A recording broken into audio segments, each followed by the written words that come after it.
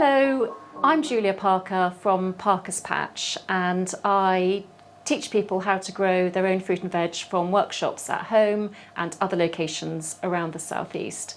I have co-authored a children's gardening book and cooking book.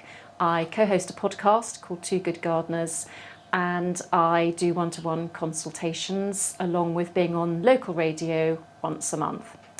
Today I am going to show you how to sow and grow 4 unusual things. The first thing is going to be a loofah, then we're going to move on to lemongrass and ginger, and finally finish off with showing you how to grow your own popcorn. It is a bit of a dull day, but I'm standing in this magnificent Anatex greenhouse surrounded by a plethora of greenery and the most gorgeous citrus tree next to me, which you can't smell, but it smells divine. So, how to grow your own loofah. Loofahs are generally imported from hot countries, and they are quite big sponges, exfoliators. They were very popular in the 70s, and I don't think a lot of people know that you can grow your own in this country, but you can. They just won't be huge. But I grew this loofah last year, and it is a brilliant utensil for washing up, and it's also big enough to use in the shower as an exfoliator. It's really brilliant and it dries out, and they are very easy to grow from seed. So what you need to grow your own loofah is you need a e-cloth or a type of soft cloth, and you'll need some loofah seeds and a jam jar and some fresh tap water. And that's all you need to start off to get your seeds growing. Loofahs can be temperamental, but just in the early days. And once you've germinated it, then it's quite straightforward. So you start off by putting your cloth, slightly folded, into your jar, and then you add some water. Just enough to dampen the cloth, not enough for it to be totally soaking wet, but you just wait a bit to make sure that the cloth absorbs most of that water, because you want a damp, warm environment for the loofah seeds to be able to germinate. So when you've done that, and that's already absorbed all the water, then you get your seed.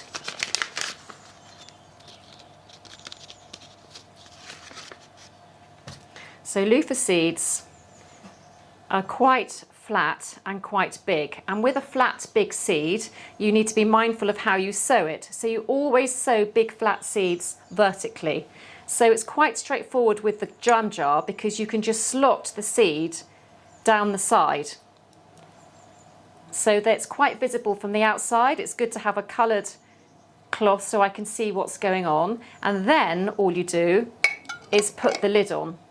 And you can either write loofah on top of your jar, you could try and remember you've grown a loofah in there, or I have stickers that I've put on another one which we'll come on to in a minute. And there you leave it, just the lid is on, but it's not totally sealed. And you need to leave this somewhere very warm, so next to a boiler, by a radiator, on a sunny window ledge, anywhere where you will have pretty much constant warmth. You don't want the temperatures to fluctuate, and you want this to stay warm and moist, so you'll keep checking every few days, and you just put your hand in and feel the sponge and make sure the cloth hasn't dried out. So all you do, if it feels a bit dry, just top up with a bit more water, just like that, with the lid back on.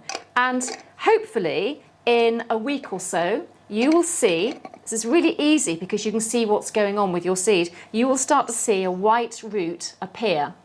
And when you see that, you take the lid off. You just leave the lid off. What I do is I position the jam jar on the lid so it makes a nice little tray. It's just neat. And I watch the loofah grow with quite a big root. And when the root is about ½ an inch long, it's then time to move the loofah into some potting compost.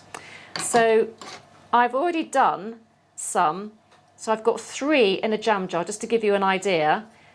I put them in a few days ago, nothing's happened yet, but it's a nice warm environment, different colour sponge, but it's very easy to see through if I'm going to get any growing action.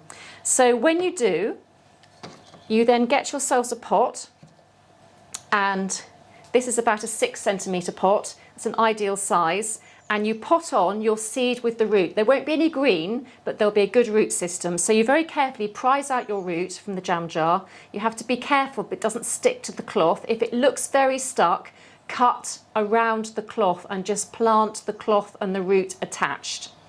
And then you bury the root into about a 6 centimetre pot. It will look a bit leggy, which means it's a bit long, just like this loofah, but it's fine. It's just looking for light, but that's totally normal when you grow things inside because it's too cold to grow them outside.